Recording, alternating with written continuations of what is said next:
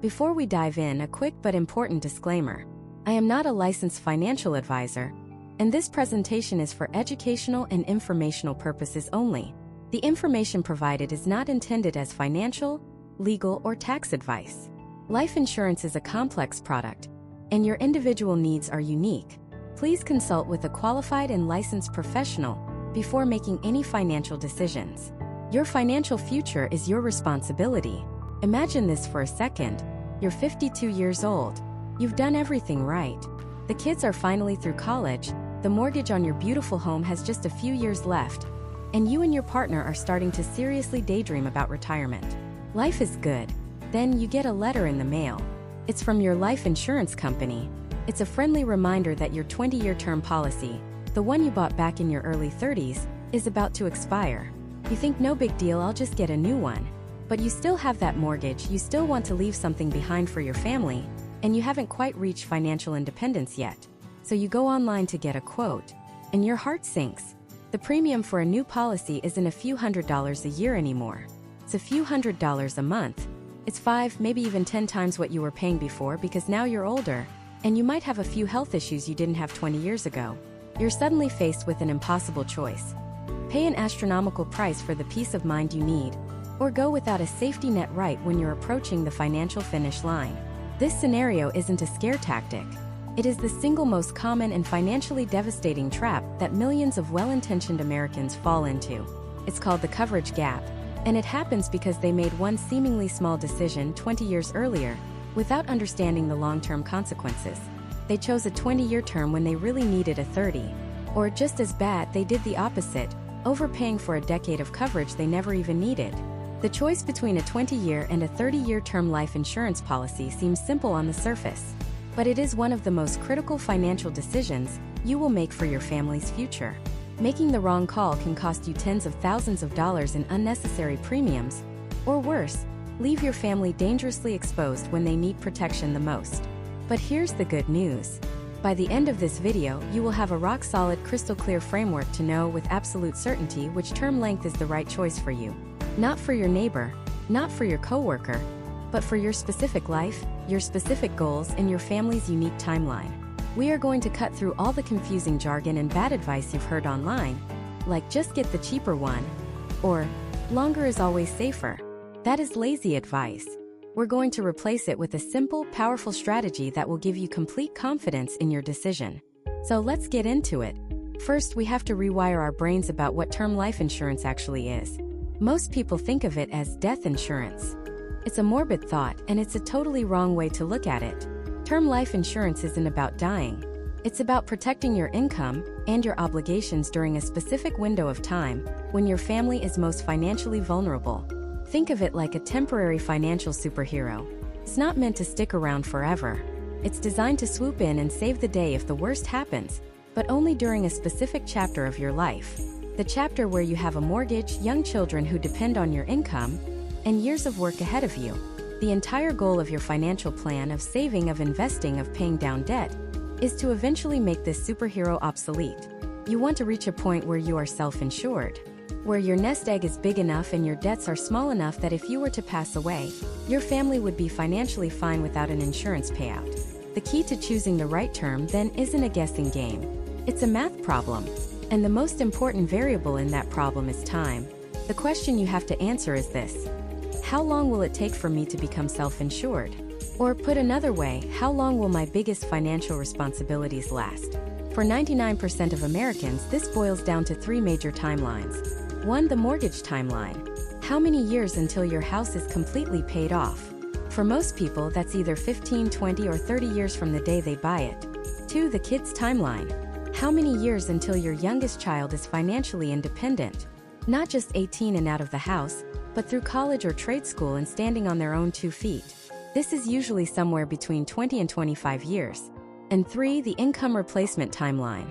How many years of your income would your spouse or partner need to replace to maintain their standard of living and comfortably reach retirement if you were no longer around? The length of your term policy should be designed to outlast the longest of these 3 timelines. That's the golden rule. Your coverage needs to last until your biggest, longest-lasting financial obligation is gone. So let's see how this works in the real world. Let's create two hypothetical couples. First, meet fast-track Frank and Fiona. They're both 32 years old. They bought their first home 2 years ago with a 15-year mortgage because they're aggressive about paying down debt. Their only child is 2 years old. They are both high-income earners and are maxing out their 401k and Roth IRAs every single year. Their plan is to have the house paid off in 13 years, have their child through college in 20 years, and be financially independent and self-insured in about 18 to 20 years. For Frank and Fiona, a 20-year term policy is a perfect fit. It's a surgical strike. It covers them precisely through their highest risk window.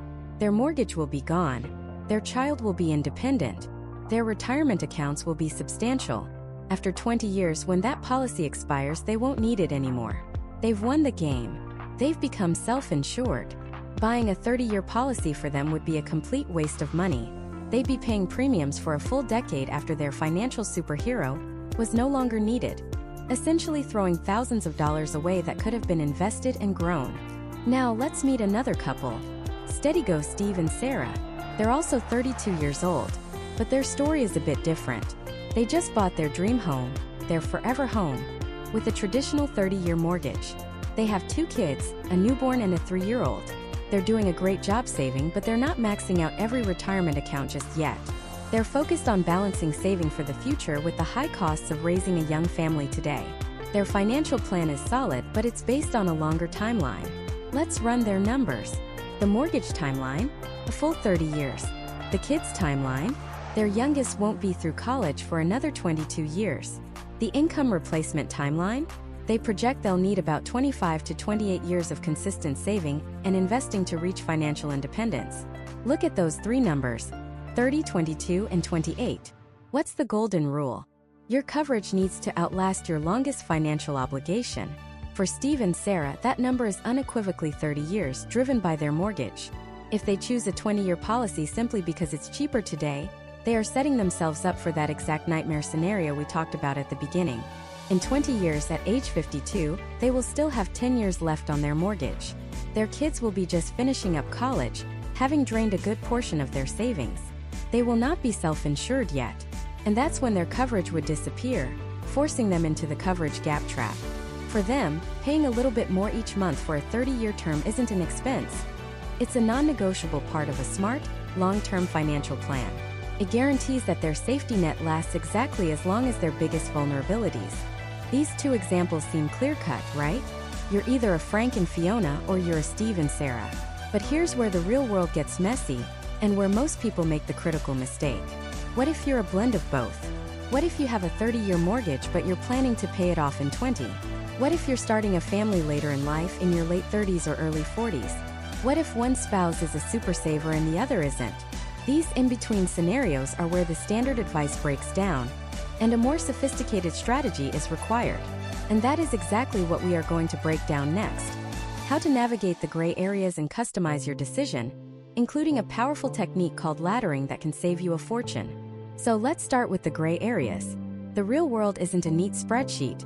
What if you're 40, have a 10-year-old, and just refinanced into a new 30-year mortgage? A 20-year policy covers your child through college, but leaves you exposed on the house for a decade. A 30-year policy covers the house, but you're paying for maximum coverage long after your kid is financially independent. Or what if your biggest liability isn't a mortgage, but a mountain of private student loans for your graduate degree that your spouse co-signed? That debt doesn't care if your kids are grown. Sticks around. This is where we have to shift our thinking. Choosing a term length isn't just about matching a single liability. It's about mapping out the different financial seasons of your family's life. It's about designing a safety net that changes shape as your needs change. Because your family's financial vulnerability is not a flat line. It's a curve. It's highest when your kids are young, your debts are massive, and your savings are small. Then, hopefully, as the years go by, the mortgage shrinks, the kids become self-sufficient, and your retirement accounts grow. Your need for life insurance should shrink right along with it. Buying one giant 30-year policy is like using a sledgehammer for a job that requires a scalpel. It works, but it's clumsy, inefficient, and way more expensive than it needs to be. The sophisticated approach, the one that saves you a fortune while providing better protection, is called laddering. Think of it this way. Instead of buying one big life insurance policy, You buy several smaller policies with different term lengths that are stacked on top of each other, like rungs on a ladder. As you climb higher through life and need less of a safety net below you, the lower rungs, the shorter-term policies, fall away, and so do their premiums. You're left with just the right amount of coverage for that specific stage of your life. It's a strategy that custom fits your protection to your life's timeline, and the cost savings can be staggering. Let's make this real. Meet David and Emily. They're both 35 years old. They have 2 young children, ages 4 and 1. They just bought their first home with a $500,000, 30-year mortgage. They're a pretty typical American family. They sit down to figure out life insurance. The simple, old-school advice would present them with 2 blunt choices. Option 1. Get a 20-year term policy. In 20 years, their kids will be 24 and 21, likely through college and on their own 2 feet. This seems logical. The problem? In 20 years, they'll still have 10 years and a significant balance left on their mortgage. If David or Emily were to pass away in year 21, the surviving spouse would be facing those house payments alone, with no life insurance payout to help. That's a huge risk. Option 2. Get a 30-year term policy. This covers the entire mortgage, which is great. It protects them until they're 65 years old. But think about what they're paying for. They are paying a premium for 30 full years to support a massive death benefit that they likely only need for the first 10 or 15 years. In year 28, when the kids are long gone and the mortgage is almost paid off, are they going to need the same multi-million-dollar policy they needed when the kids were in diapers? Absolutely not. They'd be overinsured and overpaying for years. This is the trap most people fall into, choosing between too little coverage for too short a time, or too much coverage for too long a time. Laddering is the elegant solution that breaks the trap. So here's what David and Emily could do instead. They sit down and map out their needs over time. First, the most critical period, the next 10 years. The kids are completely dependent, childcare costs are through the roof. The mortgage balance is at its absolute peak, and they haven't had much time to build savings. This is their period of maximum vulnerability. They need a massive safety net. Second, the middle period. Years 11 through 20. The kids are older and in school, so childcare costs are lower, but now they have to think about saving for college. The mortgage has been paid down some, but it's still a huge expense. Their need for coverage is still very high, but slightly less than before. Finally, the late period. Years 21 through 30. The kids are adults, financially independent. The primary financial goals now are to pay off the last third of the mortgage and ensure the surviving spouse can comfortably fund their retirement without their partner's income. The need for coverage is significantly smaller. So, instead of buying one policy, they build a ladder with 3 policies. Rung number 1, the foundation. They buy a $500,000 30-year term policy. This is their base layer of protection. Its main job is to exist for the long haul, ensuring that no matter what, the mortgage gets paid off, and there's a solid financial cushion for the surviving spouse, even 25 years from now. Rung number 2, the family raising years. On top of that, they buy a $750,000 20-year term policy. This policy is specifically designed to cover the immense cost of raising their children to adulthood and getting them through college. It provides the bulk of the income replacement needed while the kids are dependent. After 20 years, when the kids are 24 and 21, this policy expires, and they stop paying the premium. Their need has decreased, so their coverage and costs decrease with it. Rung number 3, the critical decade. Finally, they add a smaller third policy, a $250,000 10-year term policy. This is their critical years booster pack. It provides extra funds during that first, most expensive decade of high childcare costs and maximum debt. After 10 years, when the kids are in school and those specific costs disappear, this policy expires, and they stop paying for it. Now let's look at what they've accomplished. For the first 10 years, their total coverage is $1.5 million. $1,500,000. Maximum protection for their period of maximum vulnerability. 4 years 11 through 20. After the 10-year policy expires, their total coverage drops to $1.25 million. $1,250,000. It's still a massive amount of protection, perfect for the college savings years. And for the final 10 years from year 21 to 30, after the 20-year policy also expires, they are left with the $500,000 base policy. Just the right amount to knock out the rest of the mortgage and secure their retirement. Their insurance coverage perfectly mirrors the downward curve of their financial needs. And the best part? The cost. By layering a 30-year, a 20-year, and a 10-year policy, their total monthly premium will be significantly less than the premium for a single flat $1,500,000 policy held for 30 years. They are getting precisely the coverage they need when they need it, and not paying a single penny for coverage they don't. We're talking about savings that could easily amount to tens of thousands of dollars over the life of the policies. That's money they can put towards retirement, college funds, or paying down the mortgage faster. Now, laddering isn't a magic bullet without a few considerations. It does require a little more thought up front to structure it correctly. You're also applying for multiple policies at once, which can feel like more paperwork. But any good broker can handle this seamlessly. The most important thing to remember is that you have to medically qualify for all of these policies at the start. You're locking in your good health across multiple policies. You can't decide to add another rung to your ladder 10 years from now without going through medical underwriting again. And by then you'll be older and your health might have changed, making it more expensive or even impossible. It's a strategy you set up from a position of youth and health. So, the laddering strategy is an incredibly powerful tool. It breaks you out of the rigid, expensive choice between a 20-year or a 30-year term. It allows you to build a sophisticated, customized plan that saves you a fortune. But it also leads us to the next, even more critical question. We've talked about the when and the how long. But how in the world did we land on those specific numbers like $500,000 or $750,000? How do you calculate the exact dollar amount of coverage you actually need for each rung of your ladder? It's not just about guessing or covering your mortgage. It's a science that involves your income, your debts, future inflation, and the massive cost of raising children that most people drastically underestimate. And getting that number right is the difference between true security and a false sense of it. Next, we're going to break down the simple step-by-step formula that financial advisors use to calculate your precise life insurance number, ensuring your family isn't just surviving but thriving. Okay, let's pull back the curtain. This isn't some secret Wall Street algorithm. It's a simple, powerful framework that financial professionals have used for decades to bring clarity to chaos. Most people know it by a simple acronym DIME. That's DEMI.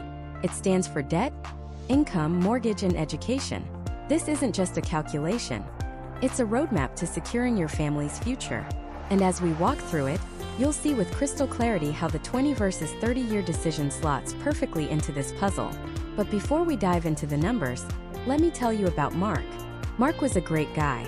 A loving husband, a father of 2 young kids, a software engineer. He did what he thought was the responsible thing. He bought a $300,000 term life insurance policy through his work. He figured, that's a lot of money. That should be plenty. Felt responsible. Felt sufficient.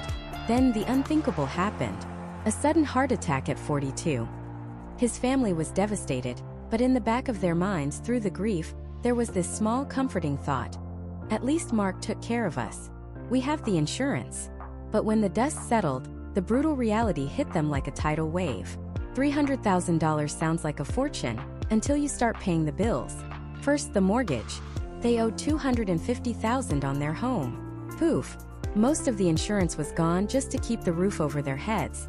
Then came the $20,000 in credit card debt and the $30,000 left on their 2 car loans. Just like that, the entire $300,000 policy was vaporized. It was gone. And Mark's wife was left with 2 kids, no husband, no life insurance money, and only her part-time salary to cover groceries, utilities, future college costs, and everything else for the next 20 years. Mark didn't leave a safety net. He left a receipt. He paid for the debts of the past, but he didn't provide for the needs of the future. That story is why the DIME method is so critical. It forces you to look beyond just paying off old bills, and instead focus on building a new future. So let's start with the first letter, D for debt. This is the easiest part. I want you to grab a piece of paper, or open a notes app, and list out every single non-mortgage debt you have. We're talking car loans, student loans, credit card balances, personal loans, any money you owe to anyone. Total it all up. The first goal of any life insurance policy is to wipe that slate clean, instantly, so the person you love isn't starting their new life in a financial hole. This number is your foundation. Next, and this is the most important letter, I for income replacement. This is where most people get it wrong, just like Mark did. This is the engine of your family's financial life. Your paycheck isn't just a number. It's soccer practice, it's groceries, it's the light bill, it's birthday presents. It's the life your family has come to know.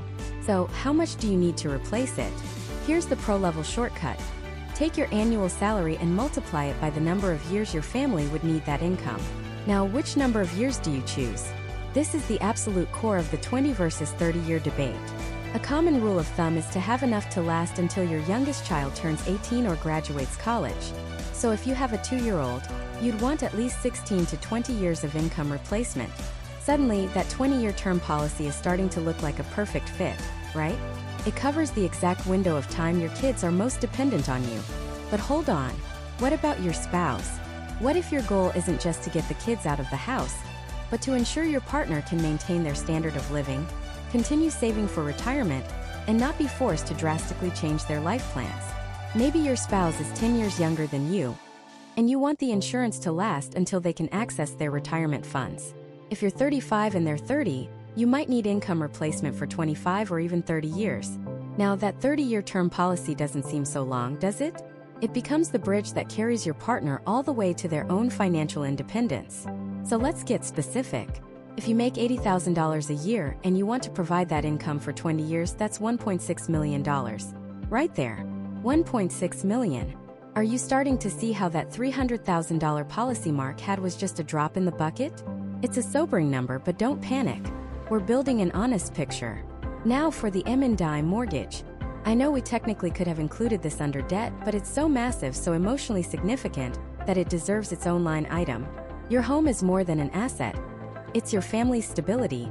It's their memories. It's their community. Paying it off is arguably the single greatest gift you can leave behind. It removes their single biggest monthly expense forever. So look up your current mortgage balance and write that number down. For many people, this is a $200,000, $300,000, $400,000 number or more. Add that to your growing total. Finally, E for education. This is about legacy. This is about giving your children a head start in a world that is more competitive than ever. You don't want their future to be burdened by a mountain of student loan debt. The cost of college is staggering, and it's only going up. A safe, conservative estimate is to plan for at least $100,000 per child for a 4-year degree at a state university. If you're thinking private school, you might need to double that. So, multiply $100,000 by the number of children you have, and add that to the list. For 2 kids, that's $200,000. Okay, deep breath. Let's add it all up. You have your debt, your massive income replacement figure, your mortgage, and the education fund. The number you're looking at is probably huge. It might be 1 million, 2 million, maybe more. And that number is probably scaring you a little bit. That's a normal human reaction. It's a big number because you have a big responsibility. You have a beautiful life you've built, and protecting it is no small task. But we're not quite done. There's one final crucial step. We need to subtract what you already have. This is where the picture gets a lot clearer and less intimidating. Do you have existing savings? A 401k? An emergency fund? Other life insurance policies from work? Add up all your existing financial assets that could be used to support your family. Now, subtract this total from the giant dime number you just calculated. The result? That is your true life insurance number. That is the gap. That is the amount of coverage you actually need to make sure your family doesn't just survive, but that they can truly thrive. That they can live out the hopes and dreams you both plan together. Now you have a real number based on your real life. And with that number, the term length question becomes incredibly simple. You look at your biggest financial obligations, the mortgage and the income replacement until your kids are grown or your spouse is secure, and you pick the term that covers the longest of those timelines. If your mortgage has 18 years left and your youngest kid will be out of the house in 19 years, a 20-year term is a beautiful, efficient fit. But if you have 27 years left on your mortgage, or you want to protect your spouse's income for the next 25 years, a 20-year policy would leave a massive, dangerous gap. In that case, a 30-year term isn't a luxury. It's a necessity. So now you have the what, the exact amount of coverage you need, and you have the how long, the term length that best fits your family's timeline. But I know the question that's screaming in your head right now. It's the same question everyone has when they see their number for the first time. How in the world can I afford that? You're looking at $1 million or $2 million policy, and you're imagining a premium that costs more than your car payment. And that's where the next piece of this puzzle is going to absolutely blow your mind. Because the actual cost of this much protection is shockingly, almost unbelievably, affordable. And in the next part, we are going to break down the exact, surprising cost of both 20 and 30-year term policies, and reveal the 5 key factors that insurance companies use to determine your price, and how you can hack them to get the lowest rate possible. Alright, let's pull back the curtain and talk about the one thing everyone wants to know. What is this actually going to cost me? Forget the vague estimates. We're talking hard numbers right now. To do this, let's create a real-world example. Meet David. David is 35 years old. He's in excellent health, doesn't smoke, and works a standard office job. He's the ideal candidate for an insurance company. He wants a $1 million policy to protect his family. So David shops around. For a 20-year term policy, his best rate comes in at around $42 per month. Not bad. $42 a month for $1 million safety net. But what about the 30-year term? The one that would cover him until he's 65, right through the end of his mortgage and until his kids are long gone from the house. For that same $1 million policy, the 30-year term quote is about $65 per month. So right off the bat, you see the difference. It's $23 more per month to get that extra decade of coverage. Over the life of the policy, that adds up. But the real story, the one that can save you thousands, isn't just about that price difference. It's about the 5 secret levers the insurance companies pull to arrive at your specific number, and how you can push back. The first and by far the most powerful lever is your age. This is the one factor you have the least control over, yet the most to gain from understanding. Life insurance is one of the few things in life where procrastination literally costs you money every single day. The actuaries, the math geniuses behind the scenes, have one primary job: to predict when you are most likely to pass away. The younger you are, the longer your life expectancy, and the lower the risk you are to them. Let's look at David. He's 35 and getting that 30-year policy for $65 a month. What if he'd bought that exact same policy just 5 years earlier at age 30? The price would have been closer to $48 a month. By waiting 5 years, his premium increased by over 35%. Now, what if he waits another 5 years and buys it at age 40? That same policy could jump to over $95 a month. That's more than double what it would have cost him at age 30. The hack here is brutally simple. The best time to buy life insurance was yesterday. The second best time is today. Do not put this off. Every birthday you have marks a permanent price increase. Locking in your rate when you are young and healthy is the single most effective way to get the lowest possible price for the entire 20 or 30-year term. The second lever, and this one is a giant, is your health. This is where the insurance company puts you under a microscope. They're not just asking if you feel okay. They're digging into your entire medical history. This process is called underwriting, and it's where they decide what risk category you fall into. The top tier is usually called Preferred Plus or Super Preferred. This is for the Davids of the world: perfect health, ideal height and weight, clean family history. Then you have Preferred, Standard Plus, and Standard. Each step down the ladder means a higher premium. What are they looking for? 3 main things. First, your current stats: high blood pressure, high cholesterol, a BMI that's considered overweight. These are red flags. Second, your medical history. Have you been treated for any major conditions like heart disease, cancer, or diabetes? And third, your family's medical history. Did your parents or siblings have major health issues at a young age? Let's go back to David's $65 a month Preferred Plus rate for his 30-year policy. If he had slightly elevated cholesterol and was about 20 pounds overweight, he might get knocked down to a standard rating. That exact same policy could now cost him $110 a month. That's a 70% price jump for the exact same coverage, just because of a few health markers. So how do you hack this? First, get a checkup before you apply. Know your numbers. If your blood pressure is a little high, talk to your doctor about diet or exercise changes. Dropping even 10 or 15 pounds to get into a better BMI category can save you a fortune over 30 years. Second, be brutally honest on your application. If you try to hide a medical condition and the insurance company finds out, and they will, through medical records and prescription databases, they can deny your application or, even worse, deny the claim your family files years later. It's not worth the risk. Work with an independent agent who can shop your specific health profile to find the company that will view it most favorably. The third lever they pull is your lifestyle, and this one can be the most shocking. The big one here is tobacco use. To an insurance company, being a smoker is like walking around with a giant red flag. Remember David's $65 Preferred Plus rate? If we change only one thing about his profile, that he smokes a pack of cigarettes a week, his premium for that same $1 million 30-year policy skyrockets. We're not talking a small increase. We're talking about it jumping to over $250 a month.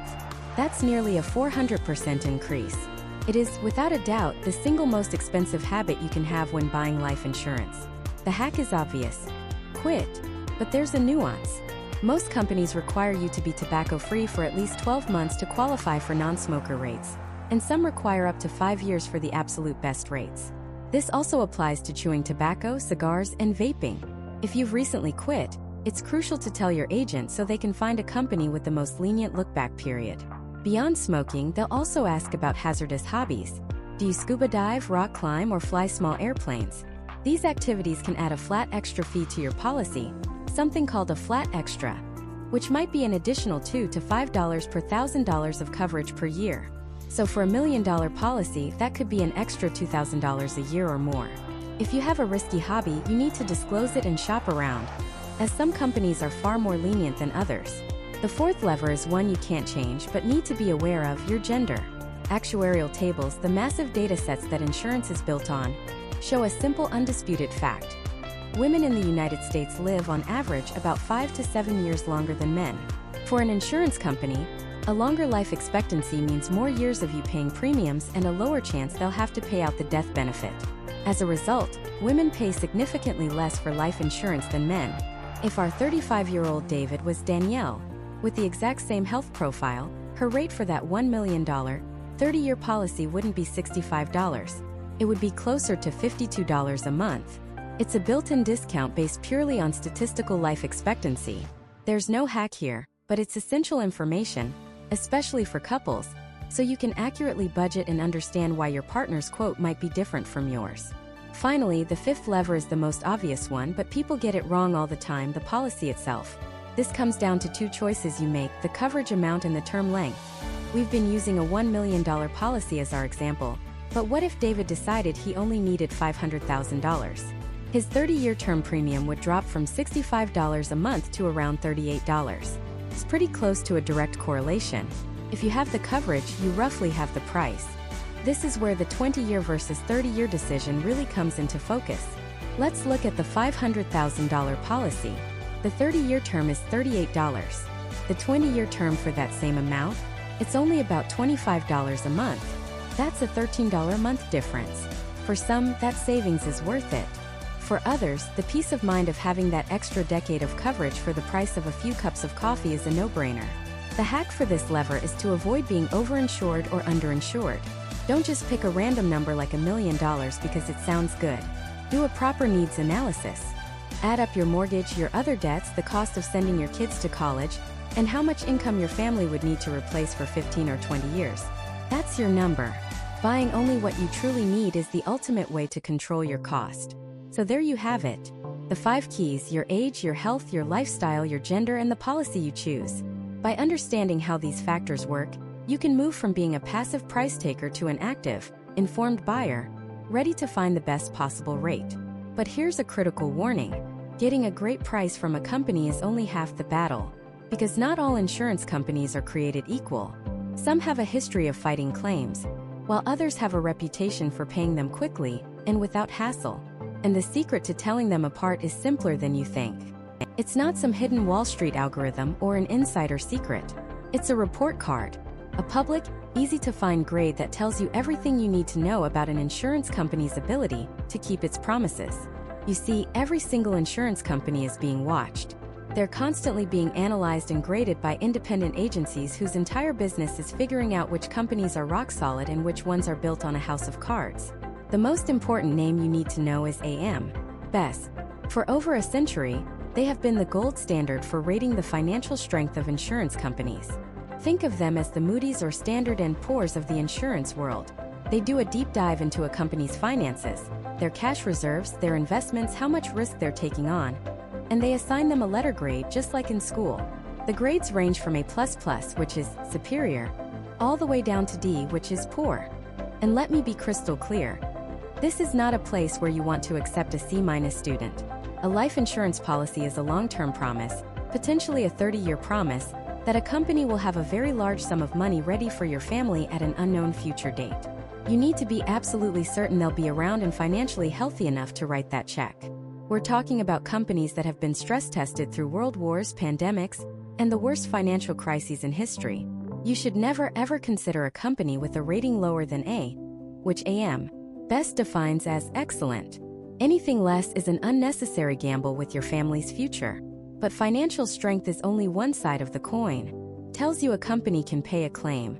It doesn't tell you if they will pay it without making your family's life a living hell. Let me tell you a story about two fathers, Mark and David. Both were 35, both had two young kids, and both decided it was time to get a 30-year term policy. Mark was a bargain hunter. He shopped online, found a company he'd barely heard of, but their price was $10 a month cheaper than the big names. He checked their financial rating. It was AB+. Not great, but not terrible, he thought. He signed up, proud of the deal he found. David took a different approach. He worked with an independent agent who showed him several options.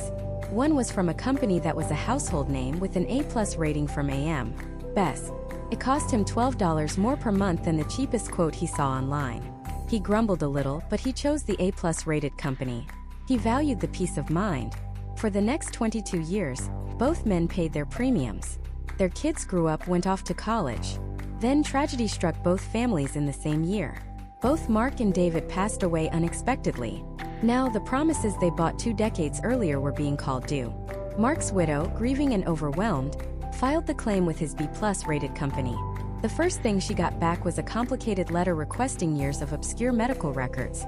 Citing a pre-existing condition disclosure they claimed was incomplete. The company began a lengthy, invasive investigation into Mark's life. Weeks turned into months. The bills started piling up. The mortgage was due. The college tuition bills were coming. The money Mark had counted on to protect his family was tied up in a bureaucratic nightmare. The company, which had been struggling financially for years, was using every delay tactic in the book to hold on to its cash. After a year of fighting, they offered his widow a settlement for 60 cents on the dollar, telling her it was that or face a multi-year court battle they knew she couldn't afford. She was forced to take it, her husband's final gift to his family decimated by the fine print of a bargain. Now let's look at David's family. His widow made one phone call. The representative from the A+ rated company was compassionate and clear. They overnight her the necessary paperwork. She filled it out, sent in the death certificate, and 3 weeks later, a check for the full, promised amount was in her bank account. No fight, no delays, no investigation, just a promise kept. That $12 extra a month didn't just buy a life insurance policy. It bought a certainty. It bought a smooth, dignified process during the worst time of her life. So how do you find the Davids and avoid the Marks? You look at the second critical number. It's called the Complaint Index, and it's tracked by the National Association of Insurance Commissioners, or the NAIC. This is the official watchdog for the entire industry. They collect data on every single customer complaint filed against every insurer in the country. The NAIC Complaint Index is genius in its simplicity. It sets the national average for complaints at a baseline of 1.0. If a company has a score of 1.0, it means they get an average number of complaints for a company of their size. If their score is 0.5, it means they get half as many complaints as their peers. That's a great sign. Tells you their customers are generally happy. But if their score is 2.0, that's a massive red flag. It means they get twice as many complaints as they should. A score of 5.0 means 5 times the complaints. These are the companies that generate stories like Mark's. They are the ones with frustrating customer service, unfair claim denials, and endless delays. This data is public. You can look it up, and it gives you incredible power. When you combine these two pieces of information, a top-tier financial strength rating from AM Best and a low complaint index score from the NAIC, you get a clear picture of an elite insurance company. You find the companies that not only have the financial muscle to pay any claim, but also have a corporate culture of keeping their promises and treating their customers with respect. Choosing a company with an A or A+ rating and a NAIC complaint score well below 1.0 is how you ensure your family has the experience David's family had, not Mark's. It's the difference between peace of mind and a potential legal battle. But here's where it gets even more interesting. Even after you've picked the perfect, A-rated low complaint company, you can still end up with the wrong policy. Because the real power, the true customization that makes a policy fit your life like a glove, isn't just about the term length or the death benefit. It's hidden in the details, in powerful options called riders. And one of these riders is so revolutionary, It can literally allow you to access your own death benefit while you are still alive, turning your life insurance into living insurance. We'll break down exactly how that works and why it might be the most important feature you've never heard of. So let's start with the most common and oldest type of this feature, the terminal illness rider. Imagine a 45-year-old father, we'll call him Mark. He has a 30-year term policy for $1 million that he bought when his daughter was born. He's been paying his premiums diligently for 15 years. Then, he gets the worst news imaginable: stage 4 pancreatic cancer. The doctors give him 6 to 12 months to live. Under the old model of life insurance, Mark's family would have to wait until he passed away to receive that $1 million. The money would certainly help them after he's gone, but it does absolutely nothing for Mark in the here and now, during the most difficult months of his life. But Mark's policy has a terminal illness rider. This rider allows him, upon diagnosis of a terminal illness, to accelerate a significant portion of his death benefit. Let's say he can access up to 75% or $750,000 immediately, tax-free. This changes everything. What can he do with this money? First, he could seek out experimental treatments or travel to the best cancer centers in the country, things his health insurance might not cover, giving him a fighting chance or at least more time. He could hire in-home nursing care to make his final months more comfortable and less of a burden on his wife. He could pay off the mortgage on their house, lifting that massive financial weight from his wife's shoulders forever. He could set up a college fund for his daughter, ensuring her future is secure, and he gets to see that account established. Or he could take his entire family on one last, incredible trip to create memories that will last a lifetime, long after he's gone. The money isn't just a check, it's control. It's dignity. It's the ability to shape his final chapter on his own terms instead of being a victim of circumstance. When he does pass away, his wife will receive the remaining $250,000. But Mark was able to use the bulk of the benefit to actively provide for his family and ease their transition while he was still there to see it. That is the power of turning death insurance into living insurance. Now that's the terminal illness rider. But what if the threat isn't dying within a year? What if the threat is living for decades but in a state where you can no longer care for yourself? This is where the second and arguably even more powerful living benefit comes in. The chronic illness rider. This rider is designed to protect you from the financially devastating costs of long-term care. It typically triggers if a doctor certifies that you are unable to perform 2 of the 6 activities of daily living, or ADLs. These are basic human functions: bathing, dressing, eating, toileting, continence, and transferring, like moving from a bed to a chair. Let's consider Sarah, a 52-year-old architect. She has a 30-year term policy she bought at age 40. One day, she suffers a massive stroke. She survives, but she's left partially paralyzed. She can't bathe or dress herself. She needs help with almost everything. Her health insurance covers the hospital stay and some initial rehab, but it does not cover long-term in-home care. The cost for a home health aide is staggering, easily $5,000 to $10,000 per month.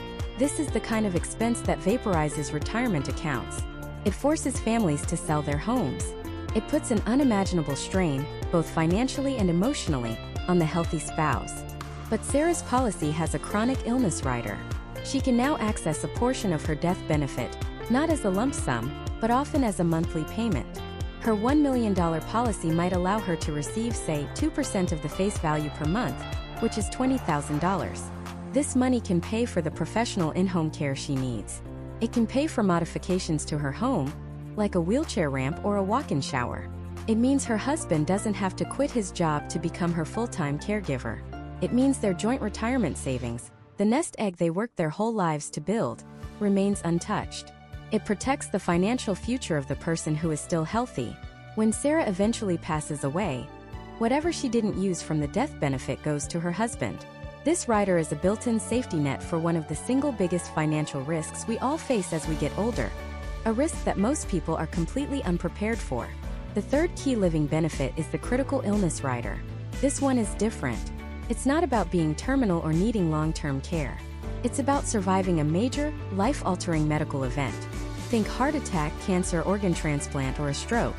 These are events that you are very likely to survive in today's world of modern medicine, but survival comes with a price.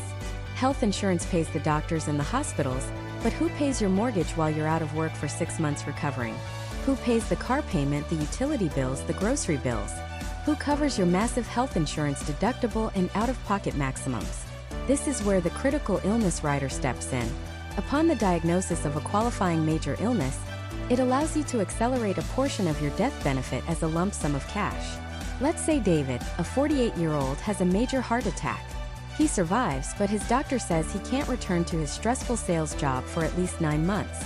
His disability insurance from work might replace 60% of his salary, but that's a huge pay cut. Suddenly, the family budget is in a crisis. But David's term policy has a critical illness rider. He can access, for example, $100,000 from his $750,000 policy. That cash is a lifeline. It bridges the income gap. It eliminates the stress of worrying about foreclosure or bankruptcy, while he should be focusing on his recovery. He can pay his bills, keep his family's lifestyle stable, and get back on his feet without liquidating his 401k. It turns a potential financial catastrophe into a manageable inconvenience. So, how does this revolutionary concept change the 20-year versus 30-year decision? Changes everything. Most people choose a term length based on one question. When will my kids be independent and my mortgage be paid off? That's thinking in the old death insurance mindset. The living insurance mindset forces you to ask a new, more important question. What is my window of greatest vulnerability to a life-altering illness? Let's say you're 35. A 20-year term policy will cover you until you're 55. A 30-year policy covers you until you're 65. Now think about the statistics. The risk of cancer, heart attack, and stroke doesn't just rise as you age. It rises exponentially. Your risk at age 60 is dramatically higher than it is at age 50. By choosing a 20-year term, your policy could expire right before you enter the highest risk decade of your life. You'd be losing that critical illness, chronic illness, and terminal illness protection just when you are statistically most likely to need it. Opting for the 30-year term extends that powerful safety net for an additional 10 years, covering you through that high-risk period of your late 50s and early 60s. You're locking in your health rating and a fixed premium for a decade longer, ensuring this living benefit protection remains in place. The small additional monthly cost for a 30-year term isn't just buying you 10 more years of death benefit. It's buying you 10 more years of comprehensive protection against life's worst-case health scenarios. It's not just about what happens if you die.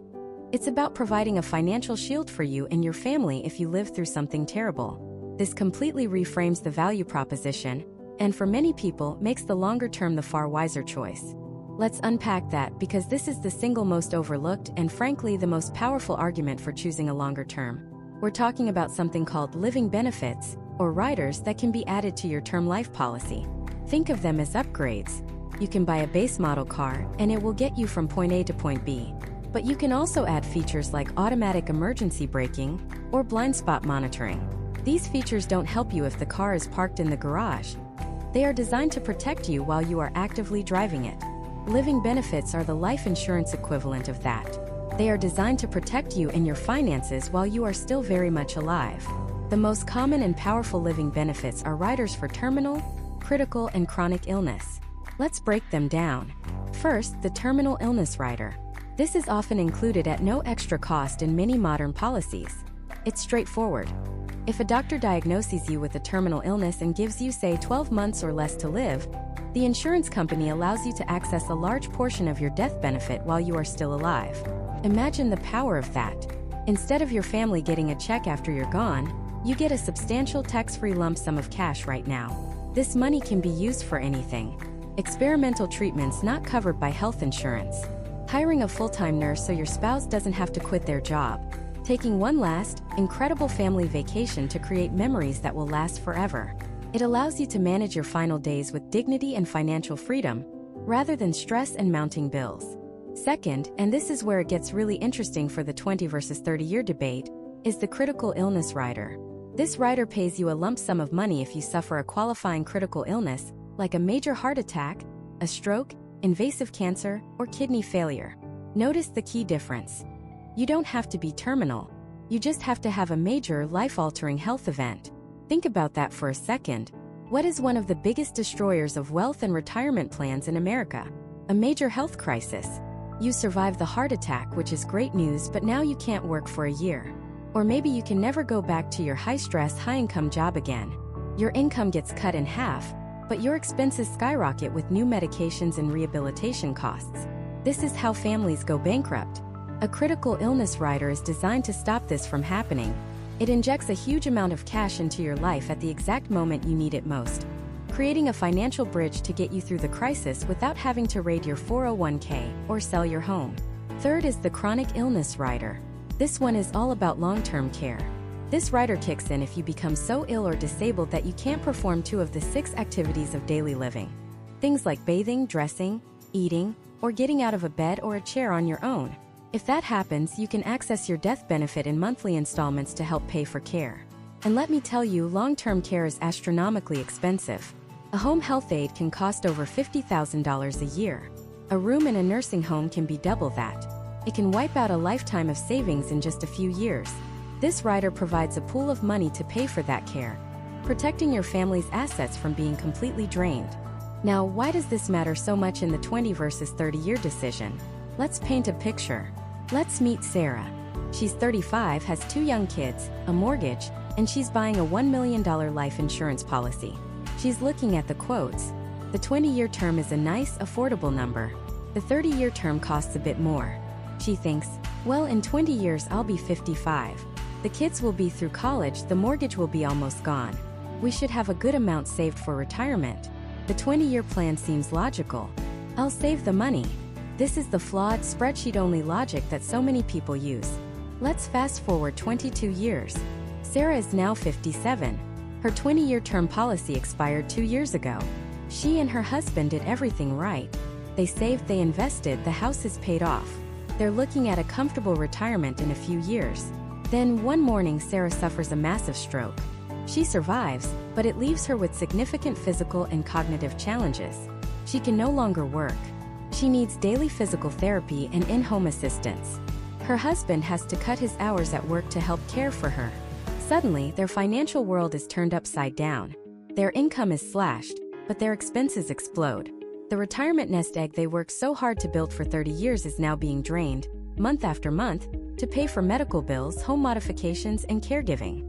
The dream of a golden retirement is replaced by a reality of financial stress and constant worry. Their assets are being liquidated not to fund their dreams, but to fund a medical crisis. This is the financial catastrophe that a death benefit-only mindset completely ignores. Now let's rewind. Let's go back to 35-year-old Sarah. This time, she listens to the argument about living benefits. She understands that the biggest threat to her financial plan isn't just dying too soon, but also getting seriously sick too late.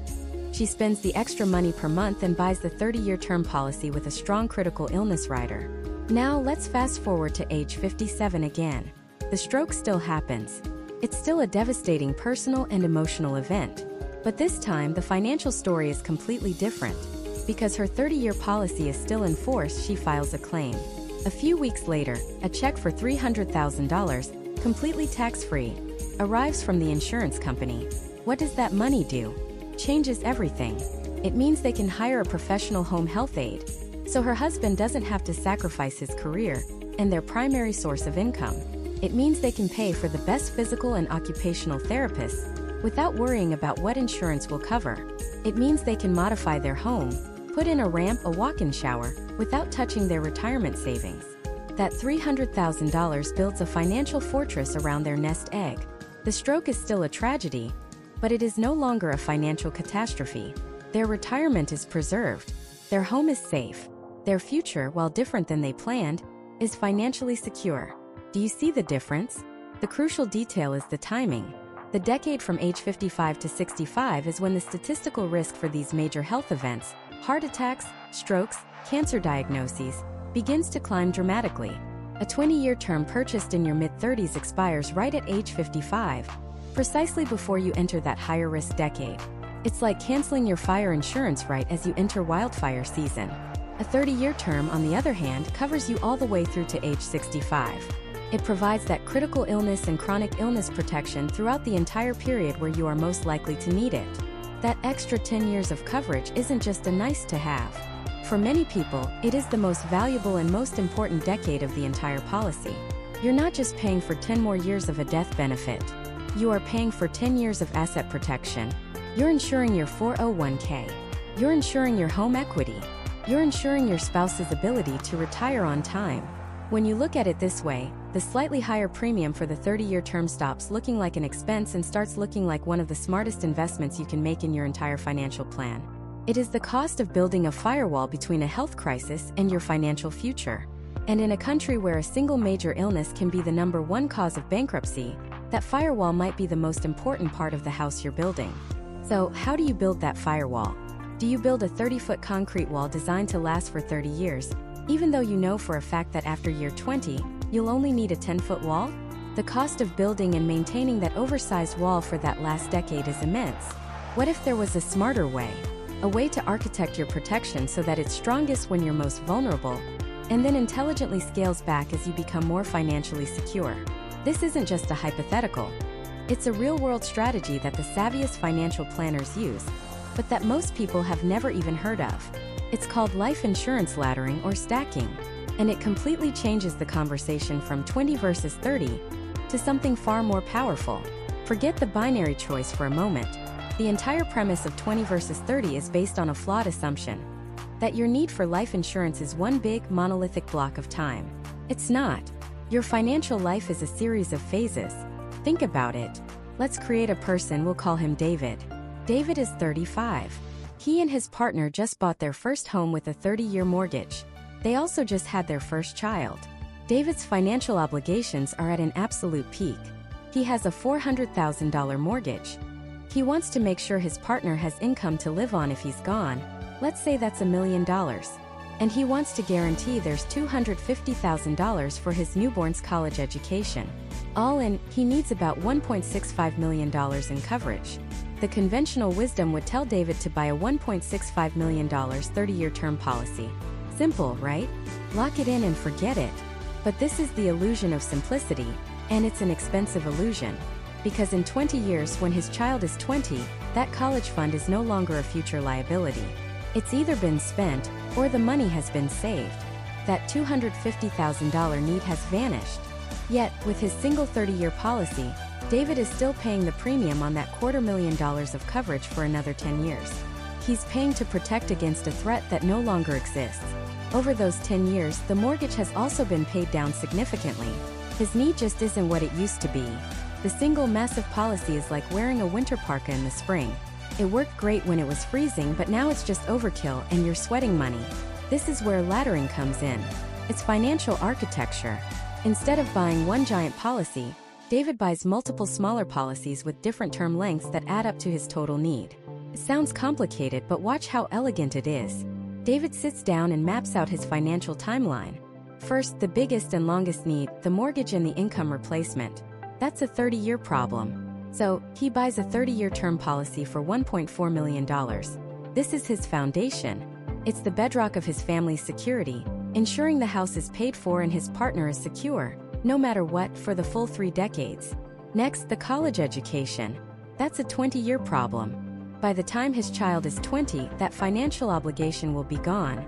So, instead of lumping that into the 30-year policy, he buys a separate 20-year term policy for $250,000. For the first 20 years, he has both policies active.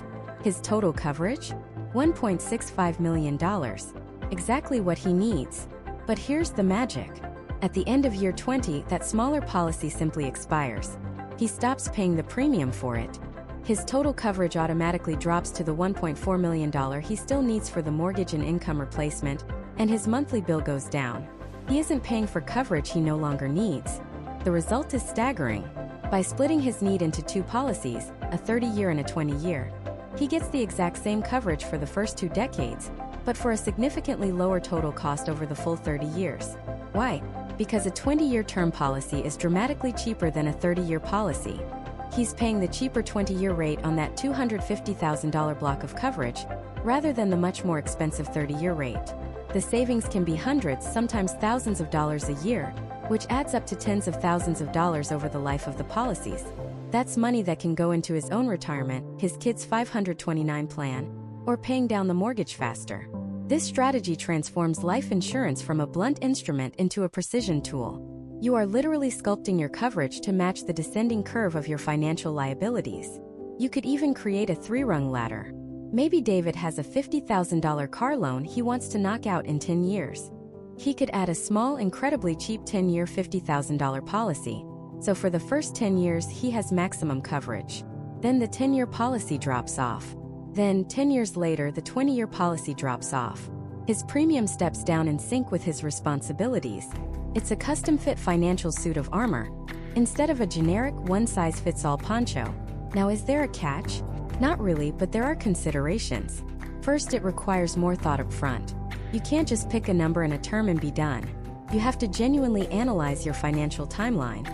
But isn't that what we should be doing anyway? This process forces you to gain clarity on your own financial picture, which is a massive benefit in itself. Second, it means managing multiple policies. However, if you buy them all from the same insurance company at the same time, they can often consolidate the billing into a single monthly payment, so administratively it feels like one policy. You'll also typically only need to do one medical exam, as the insurer can use that single exam to underwrite all the policies at once. It's crucial to apply for all the rungs of your ladder at the same time to lock in your health rating across the board. So let's bring this back to the core question: 20-year versus 30-year.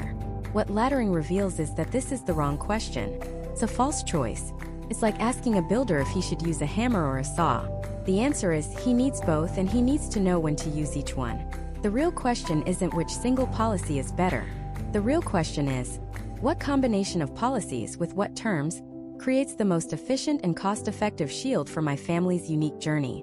This moves you from being a passive consumer of a financial product to being the active architect of your own security plan. You're not just buying a policy, you're designing a system. A system that provides maximum protection when your kids are young and your mortgage is new, and then intelligently sheds cost as your wealth grows and your obligations shrink. It's the ultimate way to get the exact amount of protection you need, for the exact amount of time you need it, without paying a single dollar for coverage you don't. For many people, especially young families with multiple, time-sensitive financial goals, the discovery of this strategy is a complete game changer. It's the difference between buying off the rack and getting something tailor-made. And when it comes to protecting the people you love, a perfect fit makes all the difference. But what happens if your life doesn't go according to plan? What if you get 15 years into a 20-year term and realize you're going to need coverage for longer? Can you change it? Can you adapt? This is where the concept of convertibility comes in, and it's a non-negotiable feature you need to understand before you sign anything. Think of convertibility as the ultimate escape hatch. It's the undo button for a future you can't predict. It's a contractual guarantee that says, hey, we know life is messy. If your plans change, if your health changes, we've got your back. Essentially, a conversion privilege allows you to trade in your temporary term policy for a permanent life insurance policy, like whole life or universal life, without having to prove you're still healthy. Let me say that again because it is the most important part. Without a new medical exam. No blood work, no urine samples, no answering 100 questions about your health history. You get to keep your original health rating from the day you first signed up, even if you've developed serious health issues since then. This isn't just a minor feature. It's a potential lifeline. To really understand its power, let me tell you about someone we'll call David. David is 35 years old, a software engineer, married with 2 young kids, ages 4 and 2. He's in great shape, runs marathons, eats clean, the picture of health. He sits down with an insurance agent and does the math. He figures, okay, in 20 years I'll be 55. The kids will be 24 and 22, long out of college. The mortgage will be almost paid off. My 401k will be massive. I don't need life insurance after 55. So, he buys a 20-year, $1 million term policy. The premium is incredibly cheap, and he feels like he's made the smartest financial decision of his life. He's protecting his family during their most vulnerable years and not a day longer. It's efficient. It's logical. For the next 13 years, everything goes exactly to plan. He gets promotions, his investments grow, the kids are thriving. He barely even thinks about the life insurance policy, other than the small automatic payment that leaves his bank account each month. But then, at age 48, during a routine physical, his doctor finds something. It's a chronic condition. It's manageable with medication, but it's serious. It's the kind of diagnosis that, if he were applying for life insurance today, would either get him an instant denial or a premium so high it would look like a car payment. Suddenly, David's perfect 20-year plan has a giant crack in it. His policy is set to expire in just 7 years, right when he turns 55. But his financial picture isn't as simple as he predicted. He and his wife decided to have a third child, an oops baby who is now only 8 years old. When David is 55, this child will only be 15, still completely dependent on him. On top of that, they moved into a bigger home a few years back and took on a new, larger mortgage. His carefully constructed 20-year timeline is in shambles. He now realizes he needs coverage until he's at least 65, maybe even 70. The panic begins to set in. He knows his current term policy is a ticking clock. He also knows that with his new health diagnosis, getting a new policy is a fantasy. He feels trapped. He feels like he failed his family by making a short-sighted decision all those years ago. He imagines his wife having to sell their home, his youngest child not having the money for college, all because he tried to save a few bucks a month. But then he remembers something the agent mentioned offhand all those years ago. A word? Convertibility. He digs through his old files, pulls out the policy document, and there it is, a clause titled Term Conversion Privilege. It states that he can convert his term policy to any of the company's available permanent policies at any time before his 55th birthday, without evidence of insurability. It's a get-out-of-jail-free card. He calls the insurance company. He doesn't have to beg. He doesn't have to explain his health condition. He simply exercises his contractual right. He decides he doesn't need the full $1 million in permanent coverage, which would be expensive. Instead, he converts $500,000 of his term policy into a permanent policy. The premium is based on his current age, 54, so it's definitely more than his old term premium, but it's affordable. And most importantly, it's available. He secures coverage that will last for the rest of his life, protecting his family no matter what. The weight of the world lifts off his shoulders. The conversion option didn't just give him insurance. It gave him back control over his family's future. This story is why convertibility is so deeply connected to the 20-year versus 30-year debate. If you choose a 20-year term, you are making a very specific bet. You're betting that your life will follow a neat, predictable script, and your need for insurance will magically vanish in exactly 2 decades. For many people, that bet pays off. But for those it doesn't, the consequences can be devastating. A conversion rider is your insurance on that bet. It's the safety net that makes the 20-year term a calculated risk instead of a reckless gamble. It gives you the flexibility to correct your course if life sails you into a storm you didn't see coming. For a 30-year term, convertibility is still vital, but it plays a different role. A 30-year policy already covers a massive slice of your life, getting most people to their early or mid-60s. So the conversion option is less about fixing a plan that was too short and more about adapting to long-term goals. Maybe you get to age 64 and realize you want to leave a guaranteed, tax-free inheritance to your grandkids. Or you have a special needs child who will require lifelong financial support. Or you want to use the cash value of a permanent policy for retirement income strategies. The conversion option on a 30-year policy is a gateway to more advanced, legacy-focused planning. But here's the critical part that most people miss. Not all conversion options are created equal. You have to read the fine print. First, there's the conversion window. You can't just convert whenever you want. Most policies state you must convert before the end of the term, or before you reach a certain age, like 65 or 70. Missing that deadline is like missing the last lifeboat off a sinking ship. You have to know your window and act within it. Second, you need to know what you can convert to. Some insurance companies have a fantastic lineup of modern, flexible, and competitively priced permanent policies. Others might only let you convert to 1 or 2 outdated, high-cost whole-life policies. This is a huge deal. The quality of the company you choose for your cheap term policy today directly determines the quality of your options 20 or 30 years from now when you might desperately need them. Choosing a top-tier, A-rated insurance carrier isn't just about them being able to pay the claim. It's also about ensuring you have good choices in the future. And think about this, you can often do a partial conversion. Just like David did in our story. You might have $1 million term policy, but realize you only need $250,000 of permanent coverage for final expenses and a small inheritance. A partial conversion allows you to do just that, keeping the permanent premium much more manageable, while letting the rest of your term coverage simply expire. It's about precision and control. So what does this incredible flexibility cost? This is the best part. For most high-quality term policies, a robust conversion privilege is included for free. It's baked right into the standard price. Some companies might charge a tiny amount for it, but it's negligible. It is, without a doubt, the single greatest value feature in the entire life insurance world.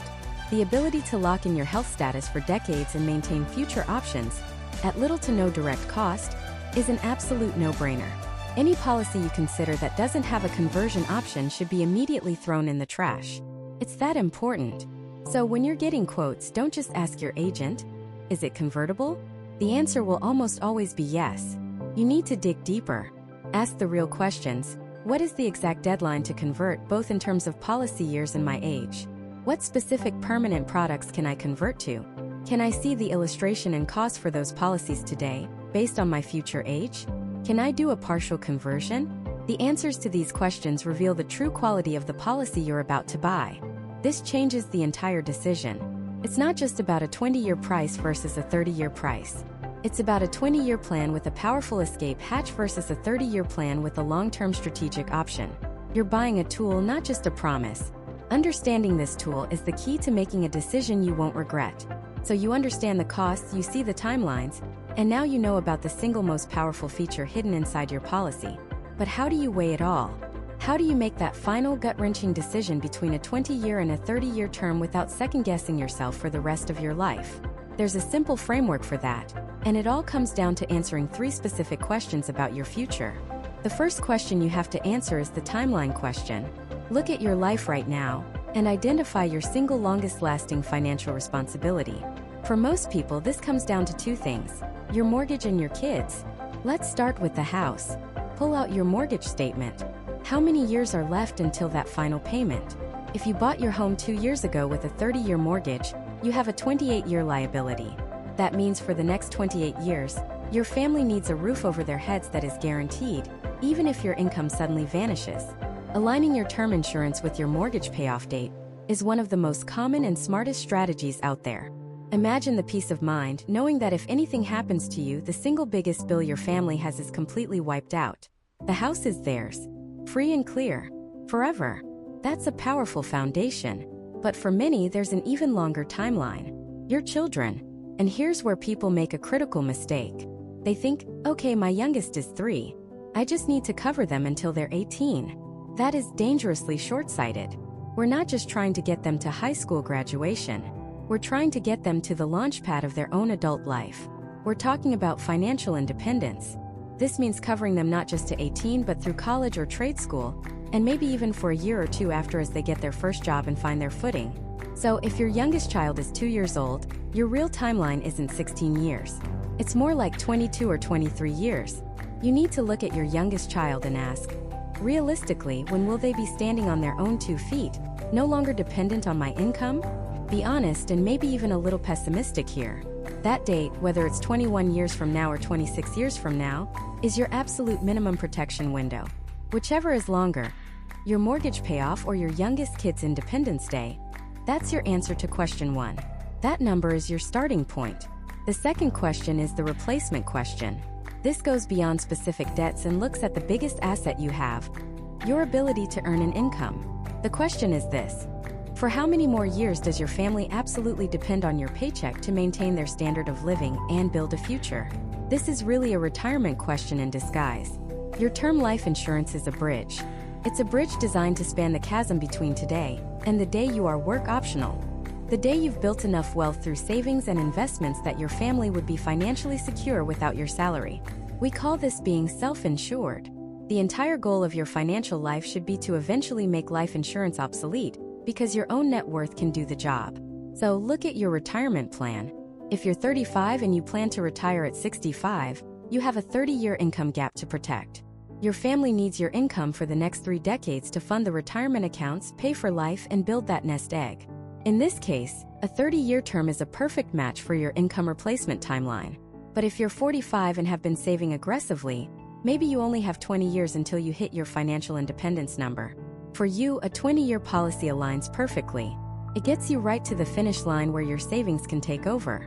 Don't think of life insurance as a permanent expense. Think of it as a temporary shield you hold up until you've built a fortress of your own. The replacement question forces you to ask, how long until my fortress is built? That answer will point you directly to either a 20-year or a 30-year solution. Now for the third, and arguably the most important question of all. This is the one that separates amateur thinking from professional planning.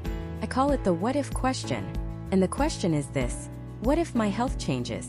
Let's play out a scenario. You're 35 in great health and you decide to save a few bucks by getting a 20-year term policy. It's cheaper, it feels efficient. Fast forward 19 years. You're now 54. The policy is about to expire, but your mortgage still has 10 years left. You still want to work for another decade. You still need coverage. But in the last 2 decades, life happened. Maybe you developed high blood pressure. Maybe your cholesterol is up. Maybe you had a cancer scare or were diagnosed with type 2 diabetes.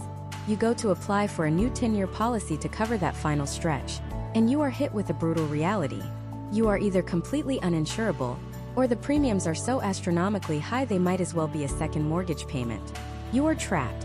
The savings you thought you were getting for 20 years have now vanished in a puff of smoke, replaced by an impossible choice.